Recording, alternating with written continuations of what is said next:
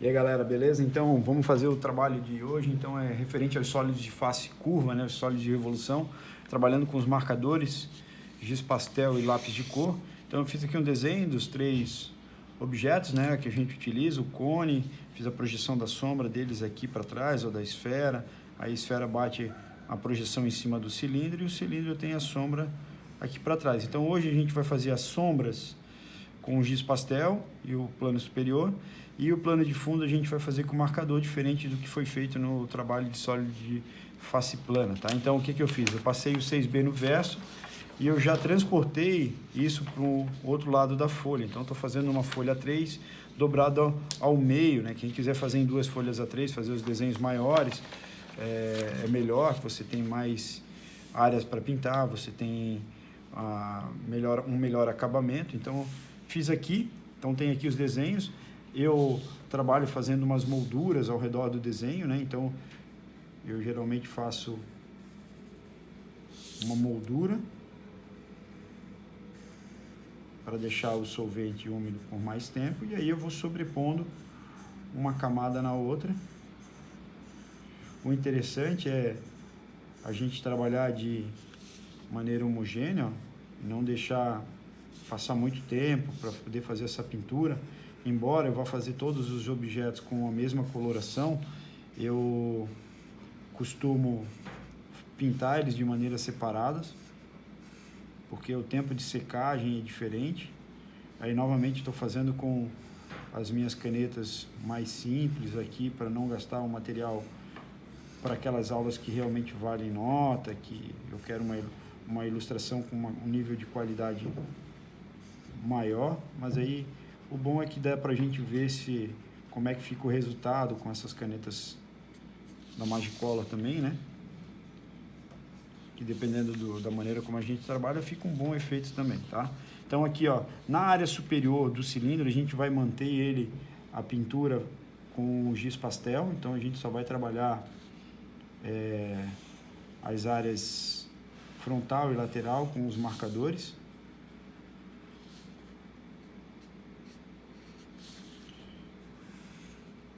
E aí eu vou fazendo essas minhas áreas de segurança aos poucos.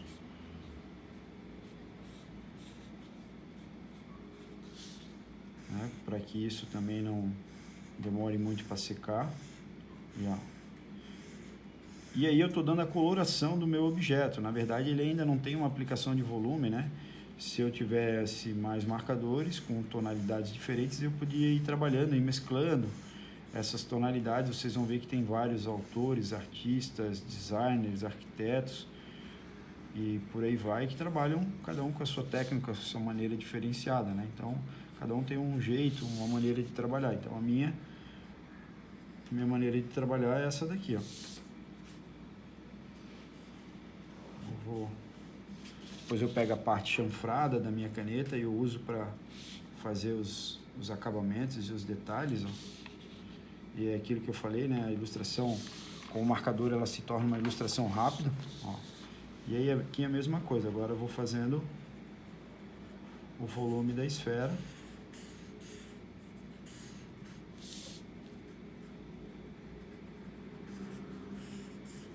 O importante é sempre sobrepor a camada anterior, para que o solvente ele vá secando homogeneamente, né? Conforme você vai pintando. Se você esperar demais para pintar, ele vai acabar secando, e aí ele vai secar em tempos diferentes, ele provavelmente não vai ficar homogêneo como você gostaria.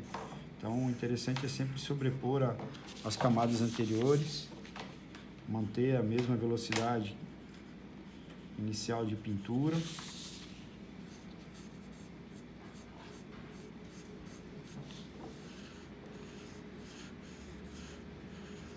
E aí ele vai secando tudo mais ou menos no mesmo tempo e ele não fica tão manchado o teu desenho, certo? Então, ó, bora fazer o acabamento.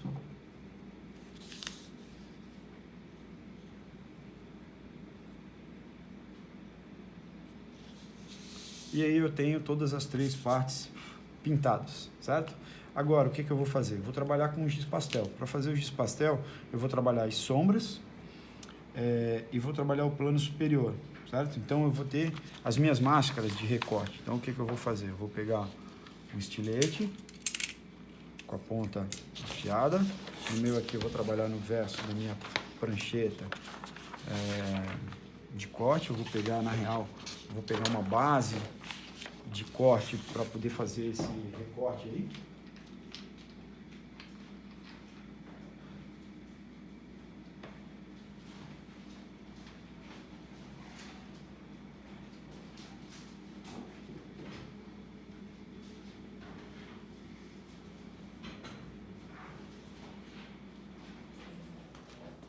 Tá aqui a minha base de corte. Vou usar o verso de um bloco de papel para não estragar a minha prancheta. E aí eu vou fazer os recortes de onde eu quero as minhas máscaras, certo? Então eu vou fazer um corte aqui em função da área superior, e aí conforme eu vou cortando aqui, ó, fazendo uma curvatura, eu costumo ir trabalhando o movimento para fazer o corte curvo, coerente com a minha ilustração inicial, né? Isso é importante, que a gente não mude o formato do nosso objeto, que ele se mantenha na mesma proporção.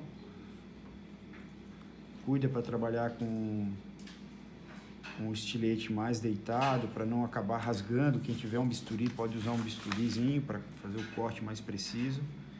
O importante é ele não ser rasgado, né? Ó, tá aqui o recorte.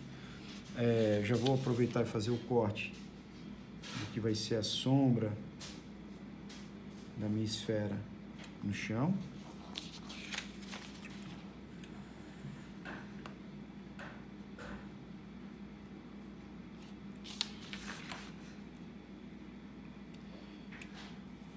E a sombra do meu cilindro no chão. A sombra do cone vai ficar para trás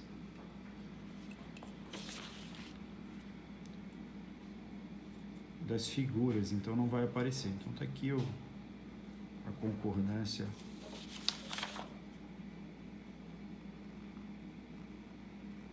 da minha sombra com a base do meu cilindro.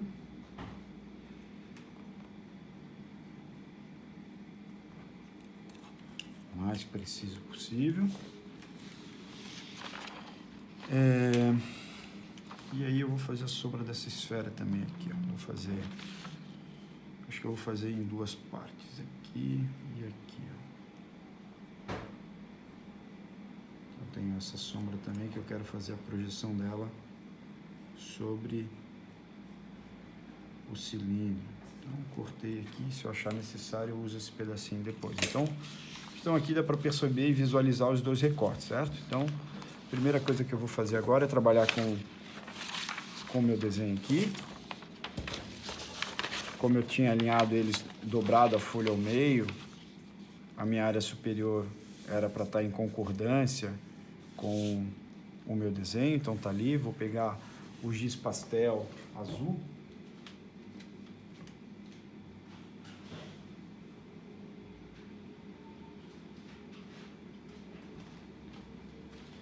Tá aqui meu giz pastel.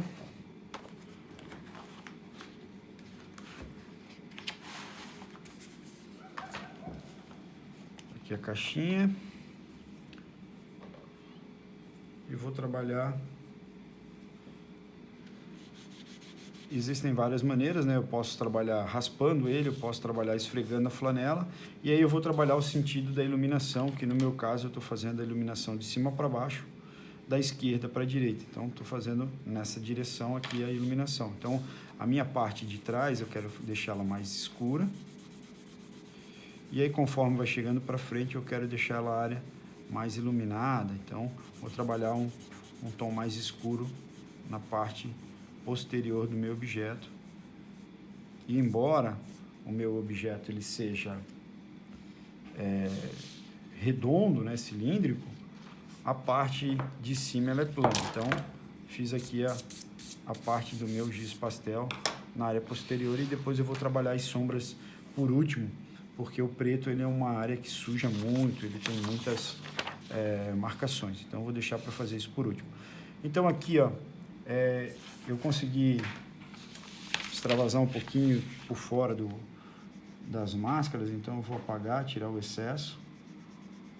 E antes de trabalhar o volume com os meus lápis de cor, na cor do meu objeto, branco e o preto, para representar o volume do objeto, o que eu vou fazer? Vou trabalhar o meu plano de fundo com os marcadores. Então, eu vou dobrar aqui, sempre tem uma folha embaixo para proteger as minhas áreas, né? Para não acabar manchando a minha prancheta, sujando e tudo mais. Então, eu vou trabalhar aqui o meu plano de fundo. Então, diferente da semana anterior, dos trabalhos anteriores, que a gente trabalhou com o marcador giz pastel no plano de fundo, eu vou trabalhar com o marcador para a gente pegando cada vez mais o controle de pintura. Então, ó, começo fazendo a área. Eu gosto de trabalhar de cabeça para baixo, que eu tenho um domínio maior para ir construindo o meu plano de fundo. Evita ao máximo sobrepor, né, uma área com a outra. Ó. Eu vou trabalhando mais vezes para que o meu plano de fundo vá se mesclando com as outras áreas. Evita sobrepor uma tinta com a outra. Então, vai fazendo aos poucos. Ó.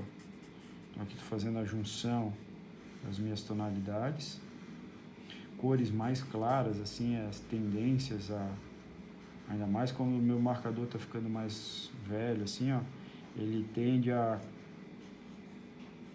manchar um pouco mais. Então, é importante que a gente mantenha a velocidade mais devagar, sobreponha mais vezes o marcador. Ó. E aí a gente vai mesclando as nossas camadas.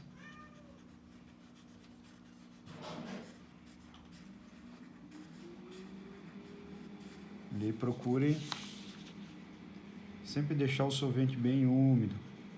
Daí ele vai secar tudo ao mesmo tempo, vai ficar mais homogêneo, né? Mesmo que vocês tenham aqui uma caneta envelhecida, como essa minha, que está com muito tempo guardada, às vezes. Ó, o material é algo que ele não vai se perpetuar a tua vida inteira. Então, é bem provável, por mais que seja caro, você vai ter que repor esse material, não adianta. Ele vai se acabar com o tempo. Principalmente agora no início, que a gente vai explorando mais os materiais, né? Até aprender a manuseá-los, então ele acaba gastando bem mais rápido. Então, ó, tô sobrepondo. Se achar necessário, pode passar mais de uma vez. Lembra como a gente fez no sólido de face plana? Para deixar mais homogêneo, a gente passou mais de uma vez. Então, eu acho que do jeito que está já funcionou bem.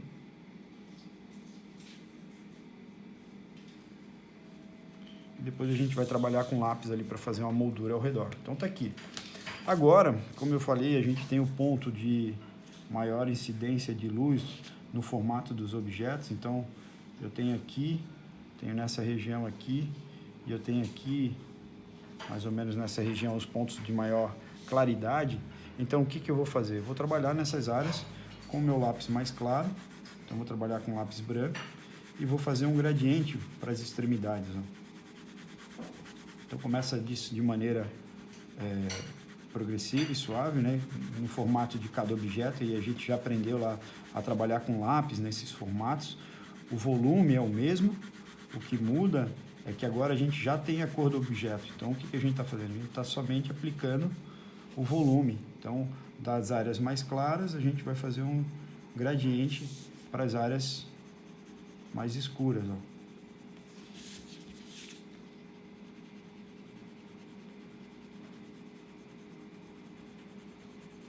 E aí o importante é que pelo meio do objeto ele fique com um aspecto, ó, tentando fazer como se fosse gomos, para ficar mais fácil de entender o volume. E o volume ele vai ficar de maneira radial.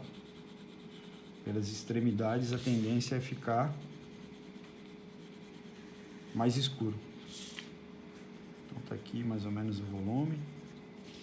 E aí agora eu vou começar a trabalhar um gradiente mais homogêneo.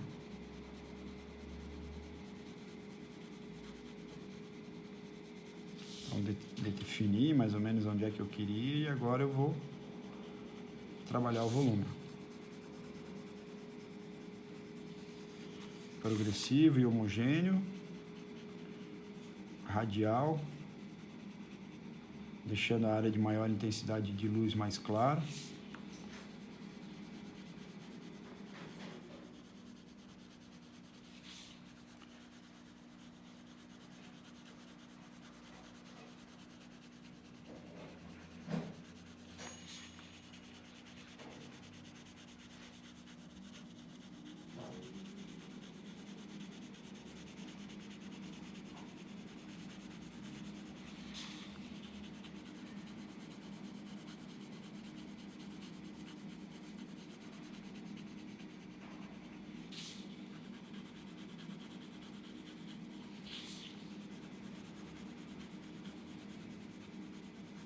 Então tá aí, estou fazendo um pouco mais rápido aqui para o vídeo não ficar tão demorado, para ter uma noção da parte mais clara. Aqui também, vou fazer um gradiente do meu cilindro, tanto para um lado quanto para o outro. E o legal é que esse teu volume, claro, ele não vai até o final do objeto, ele vai se mesclando com o tom azul do próprio objeto ou a cor que você usou, não precisa ser azul, pode ser outras cores, né?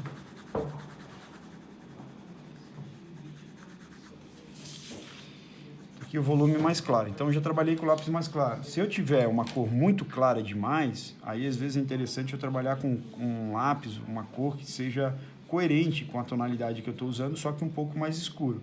No meu caso, como o objeto é escuro, eu vou trabalhar com lápis preto, ó. Então eu vou pegar aqui nas áreas mais escuras e vou usar o meu lápis preto para definir a profundidade entre um objeto e outro, ó. O importante é que esse gradiente ele fique de maneira homogênea, né? Quando a gente estiver trabalhando com uma cor muito clara, tem que tomar cuidado para não forçar demais um lápis preto, por exemplo, porque senão o contraste é muito grande, né? O branco, por exemplo, numa cor amarela, ele não vai aparecer tanto quanto o preto sobre a cor amarela. Então, o branco ele tem que ser mais suave e o preto tem que ser mais suave, perdão, e o branco tem que ser mais intenso numa cor clara, né? Diferente de uma cor escura, que o processo vai ser o inverso. Então, uso o lápis já para fazer os arremates, os detalhamentos ao redor do objeto. E aí o interessante aqui, para que o desenho fique legal, é esse gradiente do claro para o escuro, ó. Ele tem que aparecer um pouco do azul do objeto, né? Ele tem que ter a transição da área mais escura para a área mais clara. Então, ele não pode misturar os dois, ó. Ele tem que gradativamente chegar da área mais clara para a área mais escura. E aqui eu vou fazer uma linha fininha em preto, bem fininha, para representar uma sombra na base do meu objeto. E a mesma coisa eu vou fazer o volume na esfera, olha só. Vou pegar aqui a área inferior, a área de menos iluminação. Vou usar já o lápis preto para fazer o volume. E aí vou vir dessa área intensa, que é essa área mais escura, onde eu vou fazer o volume da minha esfera. Então, e aí é legal que ela seja também gradativa para a área mais clara, né? O importante é não misturar, não elevar demais esse teu tom escuro até lá em cima da esfera, né? Só para gerar o volume realmente esférico, ó. Ele tem que aparecer também o volume azul do objeto. Então é mais na parte da base e em gradiente para as áreas mais claras. Lógico que em alguns momentos, algumas áreas elas vão ficar parecidas com outros objetos, mas é mais a parte posterior, o que tiver voltado contra a luz, que elas vão ficar mais escuras, ó. Isso vai depender muito da coloração que você está usando, né? Vai usar uma cor clara, cuida para não trabalhar demais com um lápis preto muito forte.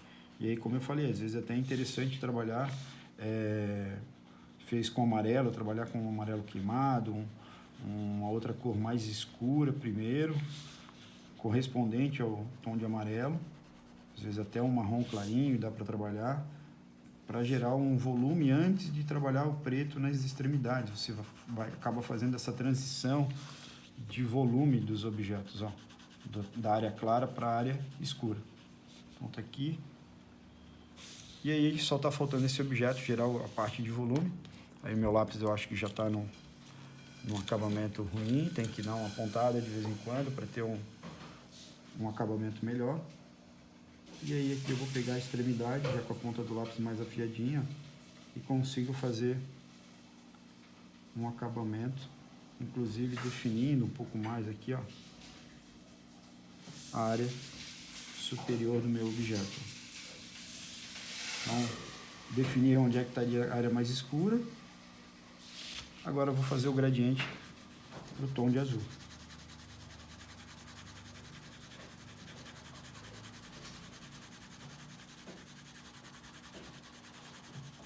E quanto mais escuro na extremidade, mais profundidade eu trago para o meu objeto. Aqui eu vou fazer um gradiente bem curtinho para gerar uma profundidade de leve. Corrigir o que precisa ser corrigido na base.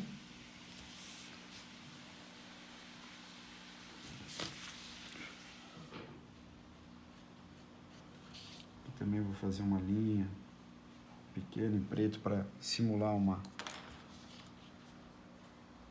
sombra na base, e vou com meu lápis branco vou corrigir algumas coisas que talvez tenham ficado imperfeitas com o meu marcador, tanto aqui quanto lá atrás, ó. E aí eu consigo alguma sobreposição, algo que tenha feito a mais, ó, de maneira sutil, né? Então, cuidado para não fazer uma área muito grossa demais. E aí aqui a gente pode fazer o mesmo princípio que a gente fez lá no outro, trabalhar um efeito de brilho sobre a área superior do giz pastel. Então praticamente aqui tá pronto a ilustração, faltando fazer as sombras. Eu vou trabalhar aqui o meu plano de fundo, corrigindo ele com o lápis da cor do plano de fundo.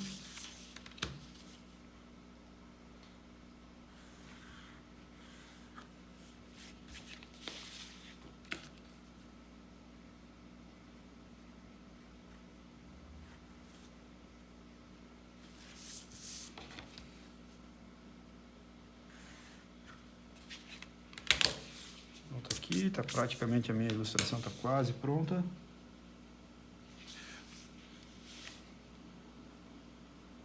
Uso meu lápis de cor com a cor correspondente para fazer alguns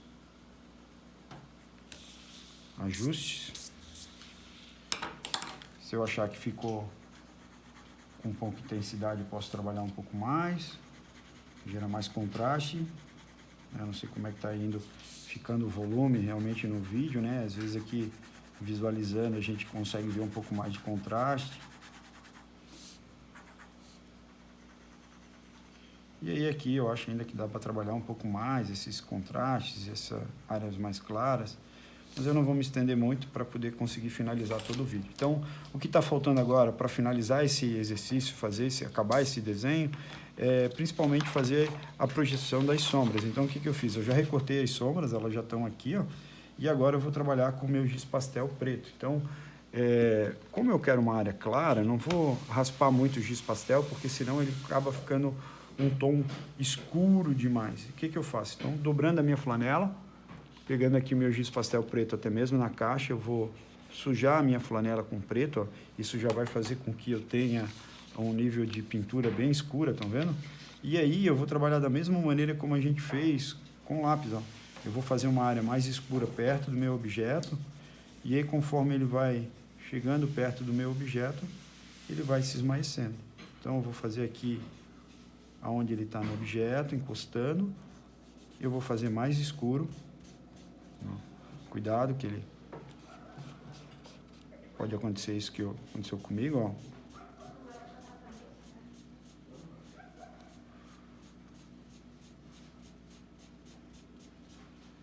E aí a gente já está finalizando, já estou acabando aqui.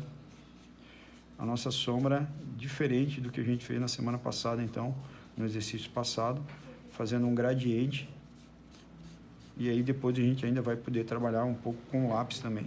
Então, ó, e esse vai ser o efeito que fica do nosso giz pastel sobre a ilustração. Então, aqui ficou uma área clara, ficou faltando pintar, então a gente não vai deixar em branco, vamos trabalhar com lápis sobrepondo. O importante é que na sombra fique escuro, né? E aí tem o efeito dela aqui, sobrepondo o objeto. Então, praticamente, nós estamos com a nossa ilustração pronta. O que está faltando fazer é pegar uma caneta e assinar a nossa obra. Então, está aqui o efeito final.